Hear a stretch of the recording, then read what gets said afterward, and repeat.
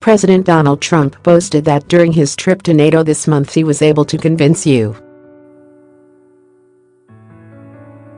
allies, including a dictator or two, to spend more on defense.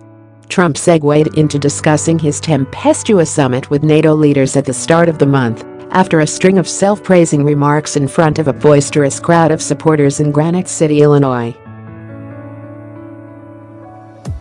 The president hailed his tariff policy before weighing in on his visit to Brussels earlier this month, where he struck a combative tone upon arrival, before changing course and declaring triumph in managing to convince allies to spend more on defense, something no major allies' leaders have confirmed actually happened at the summit. Trump has continued to extol the virtues of his NATO strategy, however, telling the Illinois crowd, "They said I was too nasty to NATO and too nice to Russia," according to a CSPAN broadcast of his rally.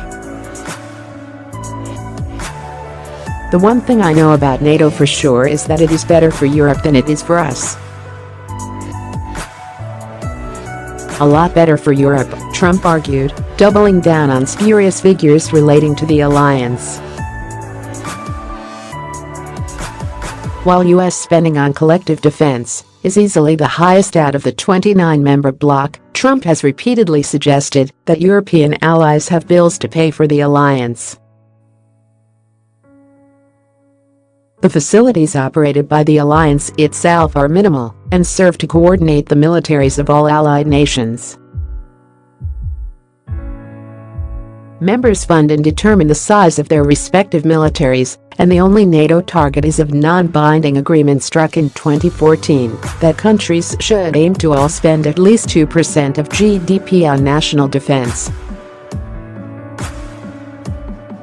Although suggesting this be increased before the end of this month's summit, Trump left Brussels without clearly stating whether this will happen. At the end of that meeting, they agreed that they would be paying up. Hundreds of billions of dollars more money will be spent on NATO, and we're not going up, by the way. "We're not going up," he said at the rally. French President Emmanuel Macron was among those to confirm that no new agreements were made earlier this month, but allies merely confirmed the commitment from 2014. Italy's Giuseppe Conte said there is no additional spending for his country either. Trump has continued to argue that measured praise from senior NATO officials for his calls that countries spend more on defense means his approach is successful. The head of NATO, the Secretary General Jens Stoltenberg, "Great guy, he is my biggest fan in the whole world,"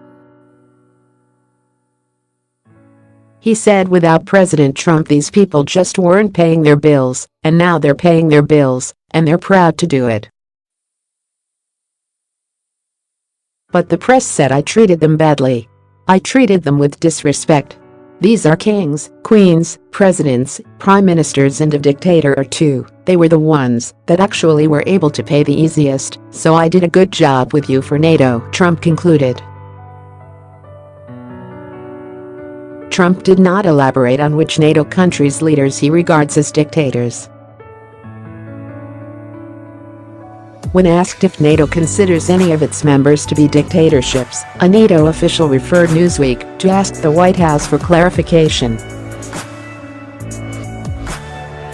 The White House did not immediately respond. Previously, Trump's Defense Secretary James Mattis hailed NATO as an organization of democratic nations and repeatedly referred to allies as armed democracies at last month's NATO ministerial.